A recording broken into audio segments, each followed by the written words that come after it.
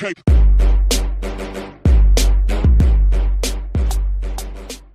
Hello everyone and welcome to WYR Reforging, the 2 Plus Tough podcast where we sit around and talk about the hobby as we do some hobby progress ourselves. So this is going on YouTube as well as over on the podcast end, and be sure to check out both places and tell me your thoughts about the episode. I'm always ready to make it better and better. I'm actually by myself today. I couldn't get a guest lined up. Kind of had an impromptu moment here on Sunday morning to get some hobby done. And man, it has been a while since I recorded, and we have a lot to talk about. So, thank you all so much for joining me. I always start these shows with hobby progress, because if you are watching on YouTube, you can follow along with what I'm doing and play it in the background. Currently, what is on the table before you is a whole bunch of Orks for 40k. And the reason I am doing that is because, if you don't know, I wanted to get into Kill Team when it came out. And I still want to do that. I'm still very excited about it. I'm playing my first game this week, which I'll talk about that in a second. And yeah, but I've been playing them in proper 40k, which I have given a second chance. I know that I walked away from it after I had such a negative play experience with the Gene Stealer cults. We can talk about that later. But yeah, anyway, I was putting the feelers out there. I was like, you know, if I'm going to get into Kill Team, I don't want to do it. I don't want to spend a lot of money on it. Does anyone have any stuff that they like me to get rid of? I can buy for cheap. And Matt, who is the very generous manager at my local GW store, said, well, come on in, I have some extra Ork stuff. And it wound up being right around like 1,000-ish points. A lot of killicans and stuff like that, which you can't use in Kill Team, but that's okay. And between that and a few other trades for used models, because everyone has apparently like 100 points of Orks just sitting in their garage somewhere from the Assault on Black Reach set from forever ago, I was able to scrounge up, I think I'm up to like 15 or 1600 points of an army, and I have been playing proper 40k, and I have to say, night and day difference in terms of fun level between my Gene Stealer cult and these guys. So yeah, I'm very, very excited about that. I'm having a great time. We'll talk about games played here in a little bit, but beyond the Orks for 40k, what have I been doing? So I think the last time I recorded was just before I went to my first tournament, which I did a video about, and I had just finished up all of the Iron Jaws that I have, and I haven't bought any more because I don't dislike them. I have a great time playing them. They're a lot of fun. They look great. I love the blue I managed to pull out of that. The thing I am finding, though, is that their stat line is almost identical to my Slaves to Darkness character guys' stat line, and it just makes me want to play them. Like, I just had this moment after getting almost 2,000 points of Iron Jaws painted where I was like, you know, these guys are fun, and I'm having fun. I'm having a better time playing them. It's like, but I miss my Chaos. Like, I miss my Slaves to Darkness, and so I'm kind of on the fence about that. We are starting a campaign, Firestorm campaign over on Rerolling Ones, and the Iron Jaws will be a part of that, so if you want to see them, that is the place to go look. As far as like long term, I'm gonna keep them for a while, but I don't know. They're a super fun army, like I said, but there's just something about the conversion things that I've done for Chaos stuff that just really endears me to that army, and I don't feel the same way about the Iron Jaws specifically. I actually love the conversion potential of the Orks in 40k, but for some reason with the Iron Jaws, I don't get that same feeling. And I know there's conversions out there, and they look great, and I don't want to dismiss any of them. It's just me in terms of like my creativity, how I come up with stuff. They're just not jiving with me on that level when it comes to creating my own stuff and expressing myself that way. But anyway, I did get the 2,000 point list made, brought it to the tournament, had a great time with some of the people there that I met. They were really nice. And since then, man, I've been painting like a machine. I actually painted up 60 MoonClan Grots in about 3 days from start to finish, and that's because I needed them for the Firestorm campaign. Yeah, and then a whole bunch of Orks. In between then I painted 30 boys, 10 grots, and a mega boss, and all that kind of stuff like that. It's a lot of stuff for 40k. So, yeah, I'm kind of all over the place with my painting right now. I just have so many projects. I'm really trying to clear stuff out of my docket, basically, is what it comes down to. I just have too many things going on at this moment, and so if I have too much stuff going on, I get kind of stressed, and my hobby is not obviously meant to stress me out, so that is kind of the plan, is working my way out of the hole. So I have Orks, I have Jess's Night Hunt, which we're going to start here pretty soon. We kind of decided on a color scheme. Took us a few tries. And then, yeah, just a whole bunch of destruction stuff sitting around doing nothing. So, yeah, that is kind of the overarching plan, is just I gave away some models that I wanted to clear out because I just didn't care for them. Wasn't going to build an army out of them. Just stuff like the Island of Blood set from forever ago. I had no desire to play the elves in that. And that was pretty much it. So a lot of painting progress. I'm sorry I haven't recorded it all in these kinds of episodes. What I'm trying to do, and the reason I didn't, is because for the longest time I was trying to find a second webcam to kind of make this a better setup. But the truth of the matter is, I'm just going to wait until I move, and that way I can set up like a better top-down view than just hanging off the side of my computer like it is right now. And because I know some people have complained about the way it appears on their screen. So that kind of put me off from recording these for just a smidge. That's okay. Moving into, let's see here, bring my topics list up here. News and releases. Since the last time I recorded, a lot of things have happened, so I'm just going to talk about today, where they pre-ordered the 2 of the new warbands coming out for Night Vault, which is the Warhammer Underworld's Not Shadespire expansion, where it is, I think the 2 armies were the Night Goblins one and the Tzeentch one. That's what it was. And they both look absolutely stunning.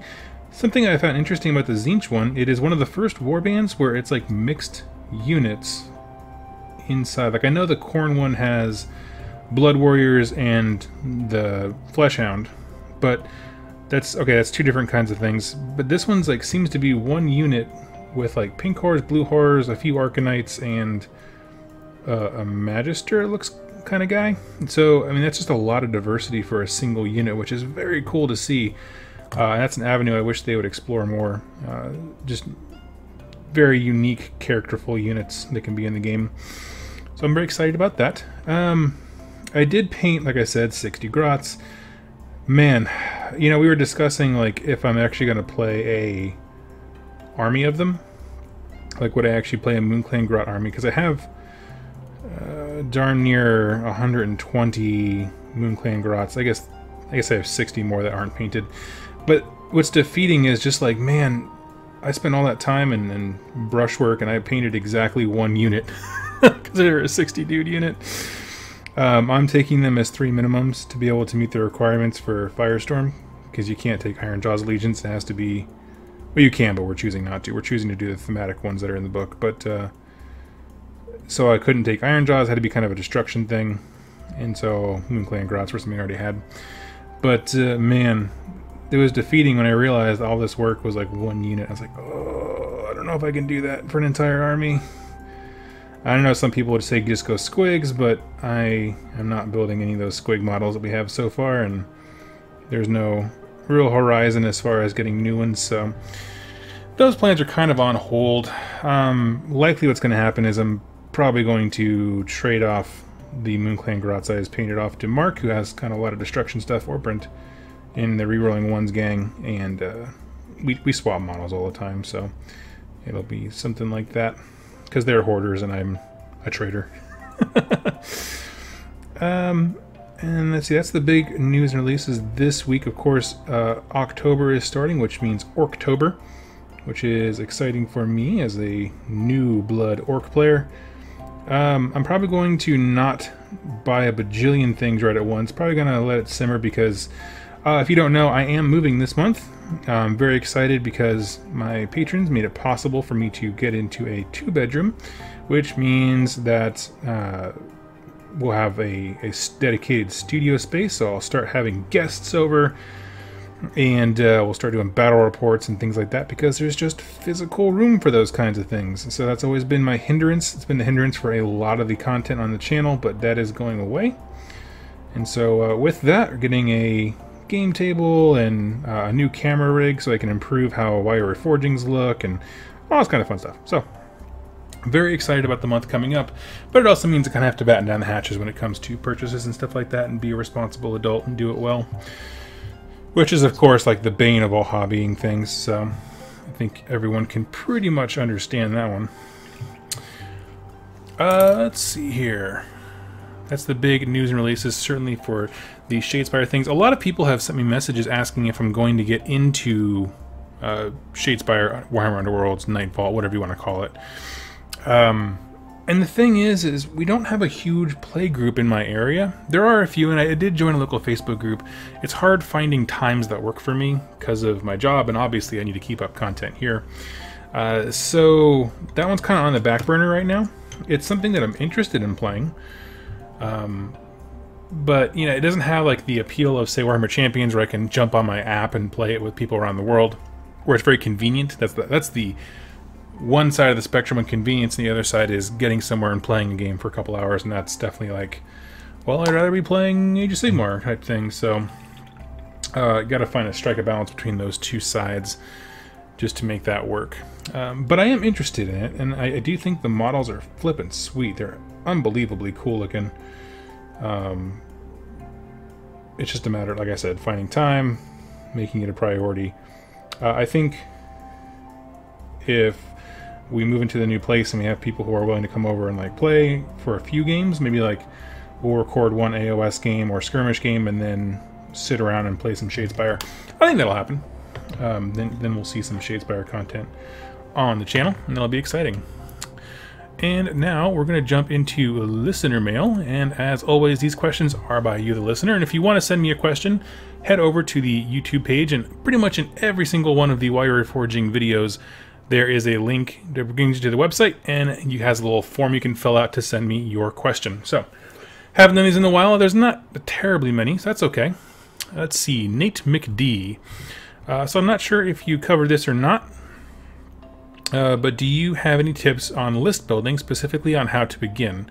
My group tends to play a lot of narrative style games, which helps, but I have difficulty with the core, in quotes, to build around. Any thoughts? Well, Nate, I do have thoughts. Many thoughts, and that is why I am going to be doing a series here that I'm in the process of recording as best I can about list building. It's just going to be called The Dojo. It's a series where we're going to explore different list building ideas, discovering what your army is really good at, and it's not going to be like tournament level stuff. That's not what this channel is about. But just like everything else, it's about introducing new players to new concepts, like list building, for example. One of the videos, I'll just give you a quick preview that I have notes for that I haven't recorded yet, is the idea of lists that ask questions versus lists that have answers. By that I mean a spam list asks a question, can you deal with this, right? Whereas a kind of more all-rounded army would have answers to a lot of things, but wouldn't necessarily pose a singular challenge to their opponent. And so we'll dive into those in a little bit. I hope you stay tuned for that. I'm sorry this question's a little bit late because I haven't done one of these in videos in a while. But yes, we are going to dive into list building and tactics and things like that. A lot of the information I have, it's conceptual, because that's how I did things when I played War Machine. Obviously, I have not played a ton of tournaments in 40K or AOS. But yeah, we're going to dive into that. So stay tuned, my friend. Next question is from Andrew Henderson. Let's see. In the Age of Sigmar short story Pantheon, there is a story in the Age of Myth which ends with a man meeting a Tzeentch wizard at the Realm's Edge. Does this mean that Nagash didn't let Chaos in because it was already able to enter the mortal realms? You know, it's been like 7 months since I read that story. I would have to go reread that one. I am not quite sure off the top of my head. What we do know from, as I'm reading now, the Beast of Chaos book, Chaos coming in was not a singular event. So, to answer your question, no, the Nagash did not. He was not the only person to like let the doors of Chaos fly open and invite them in. We know, for example, that the Beasts of Chaos were worshipping Chaos before Sigmar ever awoke in the realms, which is kind of trippy, because our timeline has always been, up till this point, that everything was perfectly good, and then that goodness kind of attracted the attention of the Chaos Gods. But the narrative that we got with Beasts of Chaos is, no, there's always been this kind of tribal chaos presence. It wasn't those specific 4 Chaos Gods necessarily. So that's been an interesting addition to the lore, I thought, from that battle tome. What Nagash certainly did at the Battle of the Burning Skies when he turned his back on the Pantheon was he didn't show up to fight Chaos specifically so that the Order guys would lose, and then he would be able to then, in all of his arrogance, Nagash thought, well, if the Order guys are out of the way, I'm strong enough to handle Chaos on my own, so then I'll just mop up whoever wins that fight. That was the logic, and so that is why people are mad at Nagash after the Age of Myth. There was some confusion, certainly when the first AOS book came out, because it did make it seem like Nagash intentionally opened the doors to Chaos. And there was even a point in time where it was like, did he really, or did Manfred, and he's getting blamed for it? There was this cool kind of play because it's kind of echoing some things that have happened in the past. But as far as we know, to answer your question, no, Nagash did not singularly let them in. Let's see, Andrew Neves, I believe that's how you pronounce that, Neves. Have you ever played GW Lord of the Rings game? No, and I've never actually seen it in person. It's one of those things, I'm gonna get some paint here, I'm sorry. One of those things, I see it online, and I see some cool things about it. Like, people seem to really enjoy it, and it's a lower model count game. But I personally have never played it, and honestly, I'm not a huge Lord of the Rings guy. Like, if I did it, I'd enjoy it, I bet you. But it's not really my cup of tea.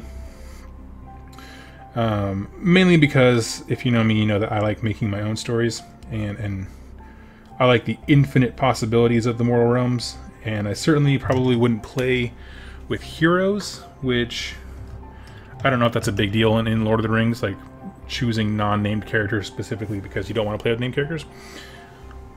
But, no, never have. Let's see.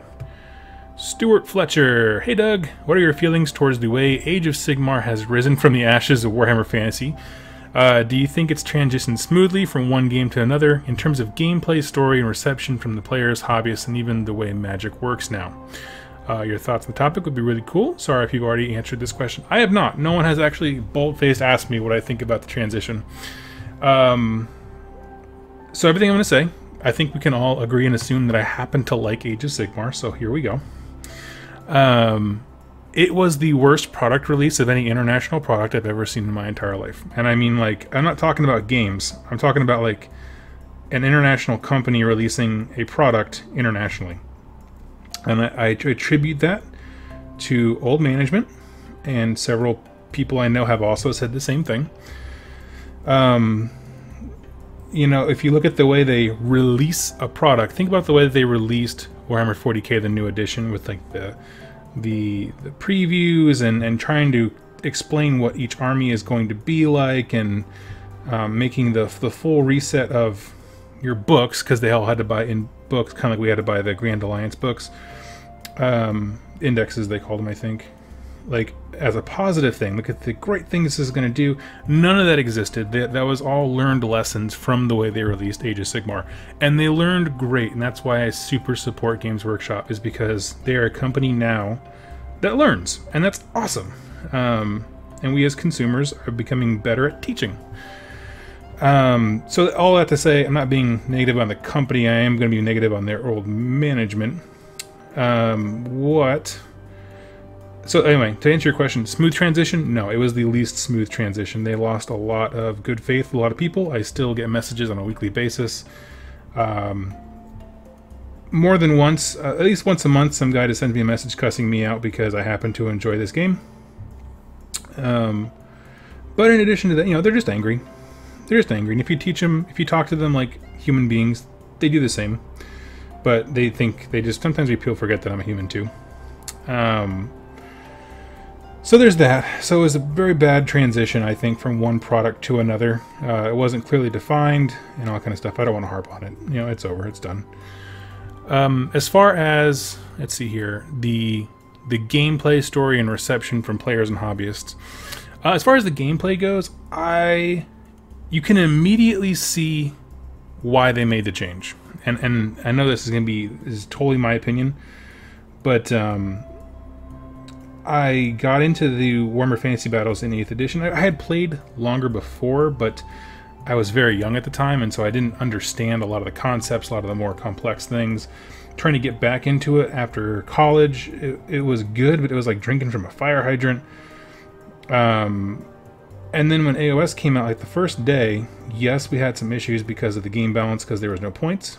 But that being said, we understood the mechanics of the game pretty intuitively, just based on what the book said. And it's like one of those things where, you know, I think it wasn't Josh from Mini Wargaming. One of the guys at Mini Wargaming, when they did their initial review, said it best. He's like, "This is a great game. I want to see the rest of it." And that's what we got with the General's Handbook. Was the rest of it. And so I had a great time playing what we now call open play or whatever, where there's no points, no rules, no nothing, just do whatever you want. I had a great time, some memories there, had some cool narrative events, but ultimately I think the game didn't kick into gear until the General's Handbook came out.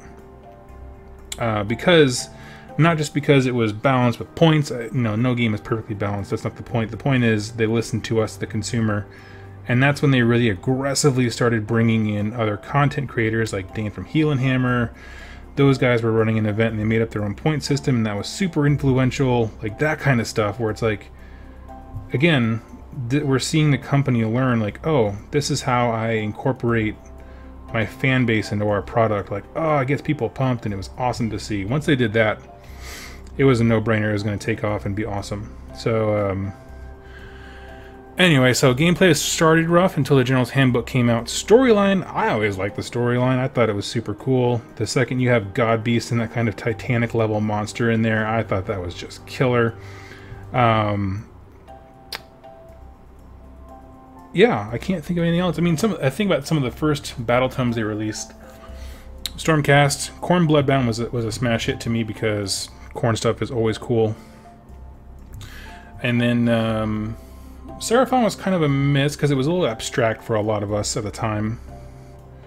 And then what else? Clan Pestilence, very straightforward but very fun. And you just got to see how they were going to start taking some of these small sub-factions and bringing new life into them, and that was a really cool place to be. And we're still seeing that, because the same thing just happened with Beast of Chaos, where you're like, I don't know how all these things fit together, and then they make a book that you're like, oh, this just fits. Like, it just works so well. Very exciting. Very, very exciting times to be in the hobby. So, what I would say to answer your question, no, super rocky start. But I think with new management and a new focus on community outreach, they have righted the ship and made it one of their best products out there. So yeah, that was a long-winded explanation. I'd like to hear your thoughts in the comments down below. Keep it respectful.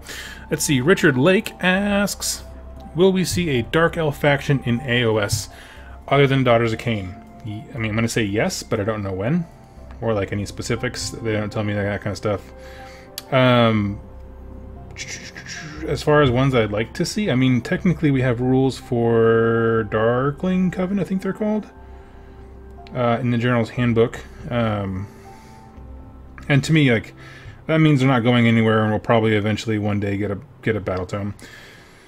Other than them,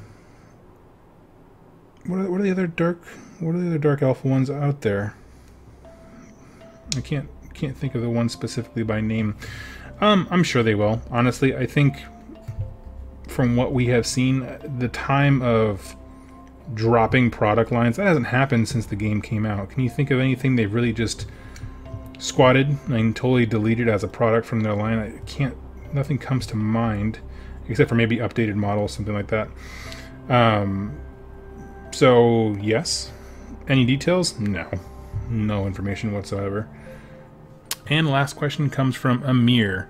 Says, I have a basic lore question. Can you say something about the languages in the mortal realms? It seems to me that everyone shares a common language, but do some factions have their languages of their own in addition to one everyone else speaks? Particularly interested in Sylvaneth. Yes, I will happy to talk about that. So things that we have seen in AOS, one is there does seem obviously to be a common tongue, they can all understand each other, but there are different dialects, because if you look at books like Spear Shadows, the second one of the characters opens his mouth, people will recognize him. Oh, you're from Azir, because he has that accent and dialect and all that kind of stuff like that. So that exists. So there is language, and it does evolve and change, because otherwise you wouldn't know the difference. Which is great. It's good world building, even if it's all the same. Same language, I mean, same base core language. Beyond that, Sylvaneth are unique in that they do have a way of communicating. You could say it's their own language, but it doesn't require speaking, and that is the Spirit Song, which they're all able to do. Basically, think of it as humming a tune, but that tune carries all across the realm that you're in, and it's able to convey information. Like if you need help, the Spirit Song will bring forces and reinforcements to you, that kind of stuff. No one else can perceive it except for the Sylvaneth and Alariel, and Alariel can actually sing in between realms. Like, she has such a powerful, I don't know, falsetto. She can sing loud enough to basically call Sylvaneth from other realms to her. As far as other factions, you know, there are some that really can't communicate, like Seraphon are almost unable to communicate with other factions. That's actually one of their defining features, and it plays out in the tabletop by them not really having any allies besides Stormcast. Trying to think of other factions that they've talked about with specific language issues. Those are kind of the big ones. It's not a... Other than saying stuff like Orks have a crude language, there's not really a whole lot of lore given about that. I think just the idea of, like, there's a common tongue is just kind of carried forth faction to faction.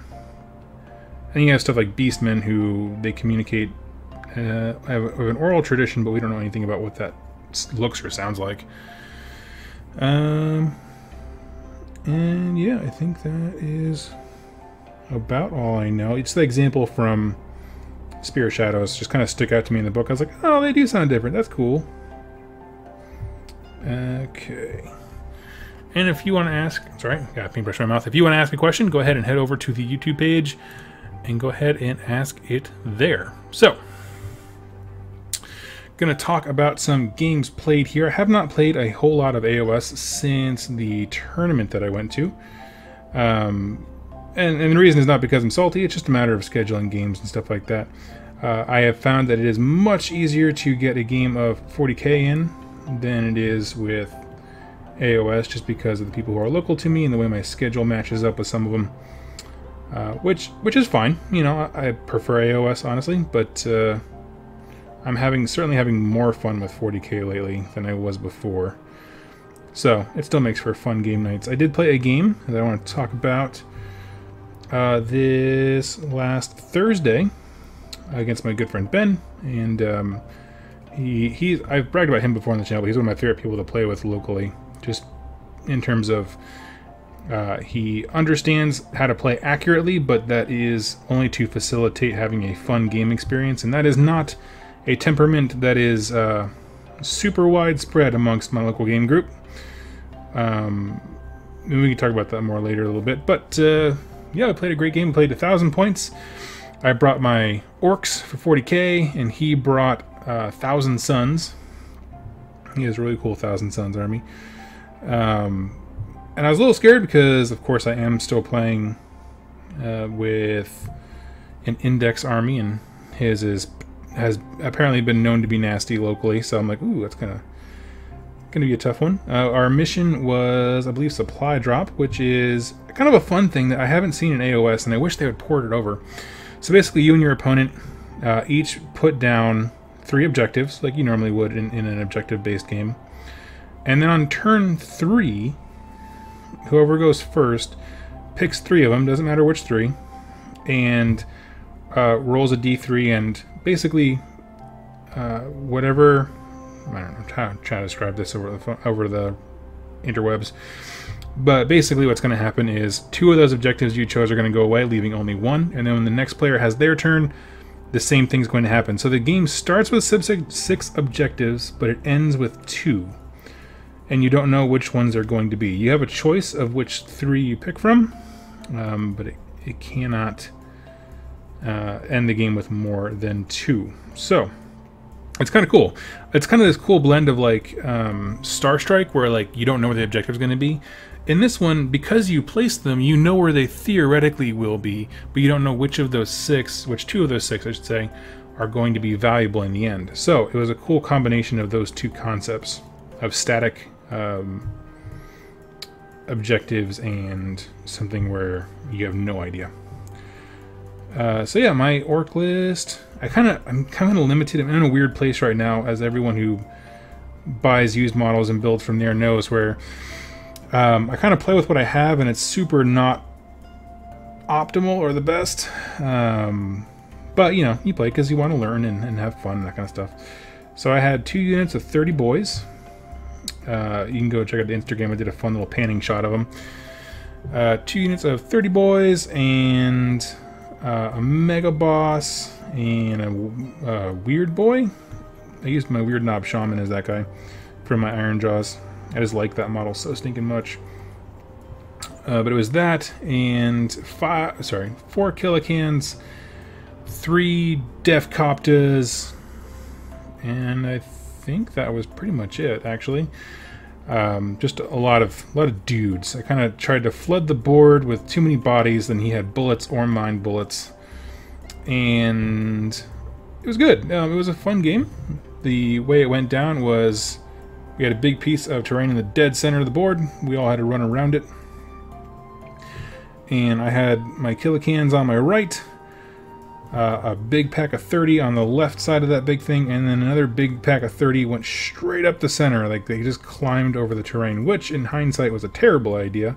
I wasted so much time in the game, so many turns just wading through that terrain piece, that I was like, this is a terrible idea. Never should have done this. 1 out of 10 would never do again. But the thing is, it was kind of funny. So it took the center unit like 2 turns to get through this stupid terrain piece that we put in the center. And on one hand, that means that was 2 turns where they weren't doing anything fun, and boys, they need to be doing work like 100% of the time. At the flip side of that, they came out the other side, and the unit of boys on the left had already evaporated.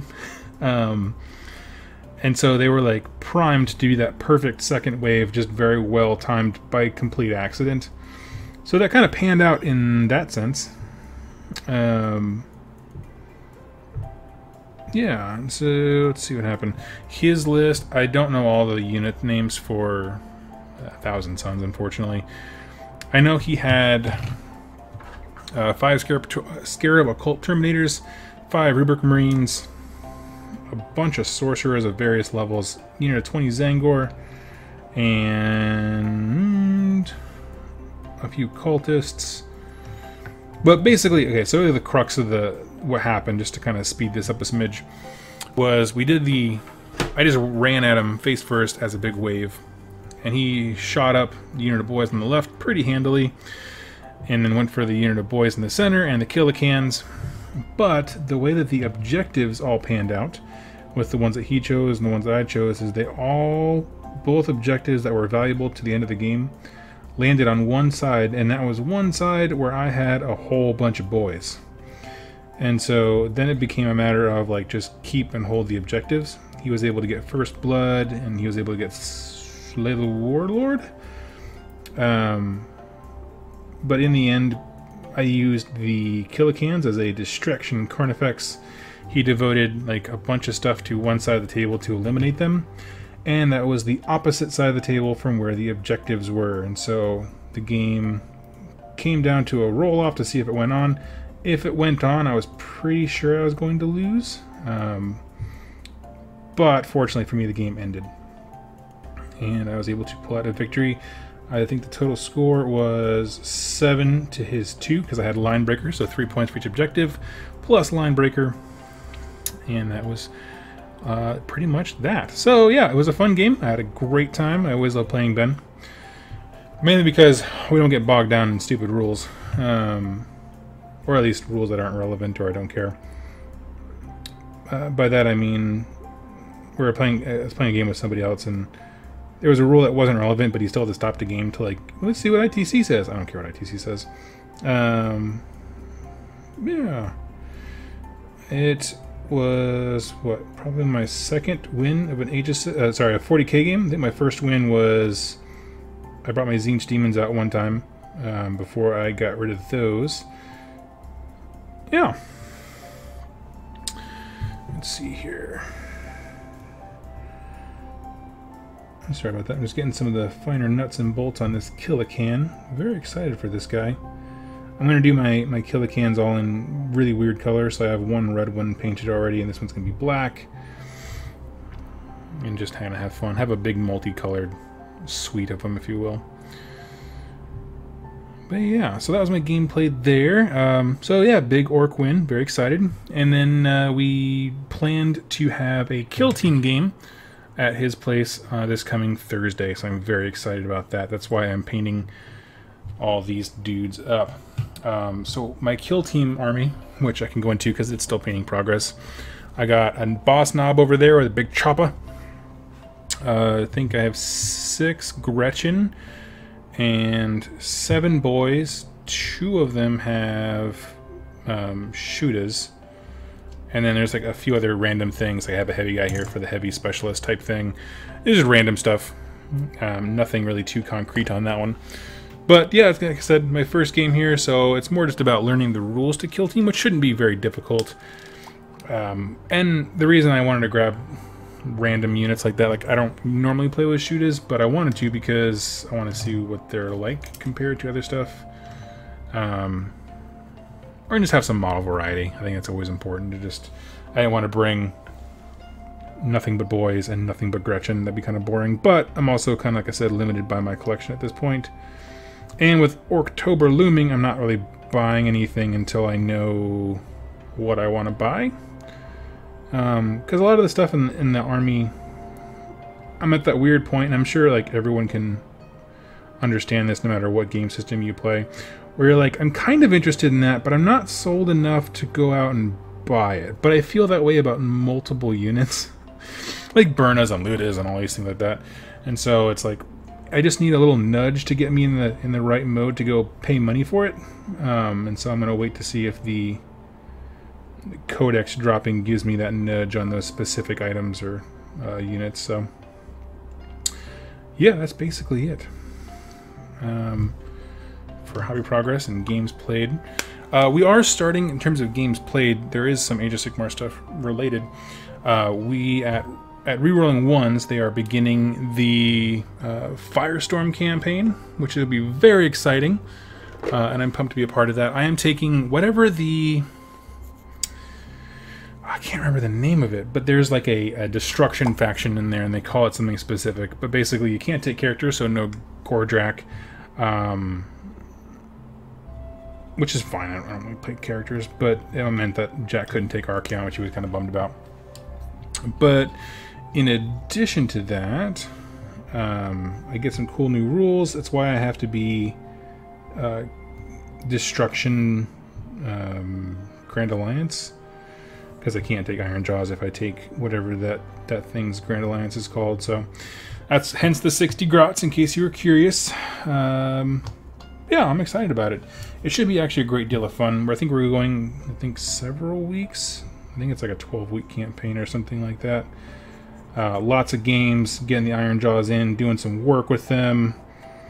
Yeah, and hopefully to keep my sanity, I'll be able to get a few friendly games in with my Slave to Darkness. Like I said, I just I kind of miss them. And actually kind of dovetails into my topic for today, which is an army that you love.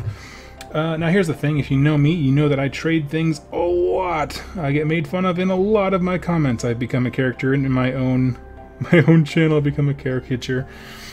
And yeah, it's all in good jest. People aren't rude about it. They just don't understand. But functionally what it is, it's a matter of I like painting projects, and so I'll get into an army because I want to try a new strategy of painting or a new type of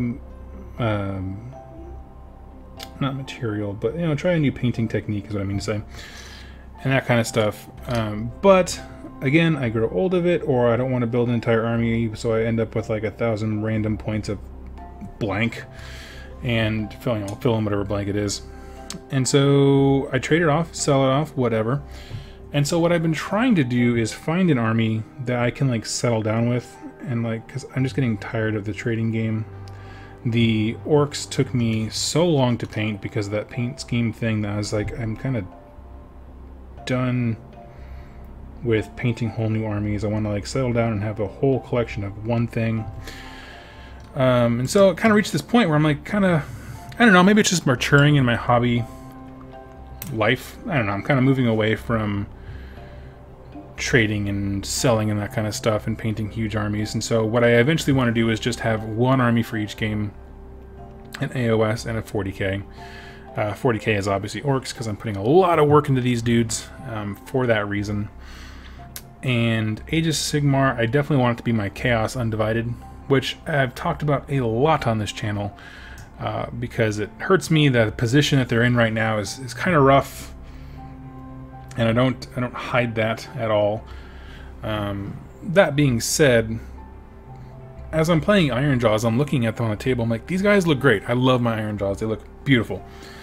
And I'm thinking about converting like a Chaos War Shrine, or like how I could make a cool hero for my Slaves to Darkness army with some of these ramshackle bits. It's just a project that I keep coming back to, and I'm surprised that I do, because most armies that I trade, I have zero regrets. Like, I stop playing it and it immediately leaves my psyche. But these guys in particular, like, the more longer I'm away from them, the more I'm like, you know, I kind of miss that. I miss failing the Winds of Chaos spell all the time. I miss the conversion potential and that kind of stuff. So, I don't know. And I was honest before. I was like, I'm probably not going to keep the Iron Jaws for forever. They're not a forever army for me. And I was honest about that when I made the video saying I got them. But even at this point, I'm like, I don't want to get rid of them, but I also really want to focus more on my Chaos stuff again. It was a good army. It looks fun. So, I was going to ask, do you guys have an army that you picked up and that you just kind of stuck with? Because this is kind of new for me. Some people who I know, they're like, oh, when I walked into a Games Workshop in 1996, I saw a blank army and I was like, sold. You know what I mean? And they've been playing that for forever. And I hear this kind of stuff online. I'm like, that is abysmal to me. I don't understand you as a person. But the more I kind of like age into becoming someone who doesn't just... Time is becoming such a valuable resource to me that I just cannot do that kind of trading thing that I've been doing for forever. I'm realizing, like, man, you know, that's a really cool thing. And I bet you, like right now I have about 3,000 points of my Chaos, my Slaves to Darkness stuff. Only about 1,900 of it is actually built. I was like, but why don't I just build all that and paint it and have a 3,000 point army? Wouldn't that be amazing? And like that kind of stuff in my head is just kind of turning in new ways that I've never done before. So I'm very excited about, I don't know, a hobby evolving. Maybe I could break some preconceived notions about me trading off every single thing I own. But probably not. It'll probably just be a reoccurring gag, and I own that. So tell me your thoughts. Do you, and I know I've asked before if other people trade armies like I do, and I got some great responses of people who are like, you know, I don't, but you do you, which is pretty much like the most appropriate response ever. You know, I don't care. But yeah, I'm interested because I love hearing those stories of people who are like, I read about the Emperor's Children and have never not wanted to play them. Or like, Slaanesh sounds amazing. I've always wanted to play a Slaanesh army. I know, because I think Jack from Rerolling Ones is similar to that in terms of, I think he really loves Slaanesh stuff. And so I know he's waiting anxiously for his book, and so that is exciting. Just as I am waiting very anxiously for my Dark Oath book. We shall see. So anyway, give me your thoughts. Again, this is going to kind of be a shorter video just because I wanted to get something out there. Talk about this game that I played with Ben, had a great time. And let you know that Kill Team is coming once I move it to the new place. It'll probably be December before I start doing battle reports, because we have to move mid-November, and then I have to get kind of the studio set up and primed for guests and things like that. I say studio, just the bedroom. Set up for, you know, guests and games and have terrain and all that kind of stuff, because right now I don't have any terrain, I don't have room for it. But yeah, around that time we'll start producing Age of Sigmar reports. Probably start with Skirmish because I need less terrain for that. But go from Skirmish to full games to Kill Team. I'm not sure how much actual full 40k I'll do, but maybe I mean, everything I do is narrative based, so we'll just see how easy it is to produce content for that kind of stuff. And I think that's pretty much it. So go ahead, friends, send me in your questions. Hope this was something a little fun to listen to while you're painting. 45 minutes in, and I look forward to seeing you next time on While You're Reforging.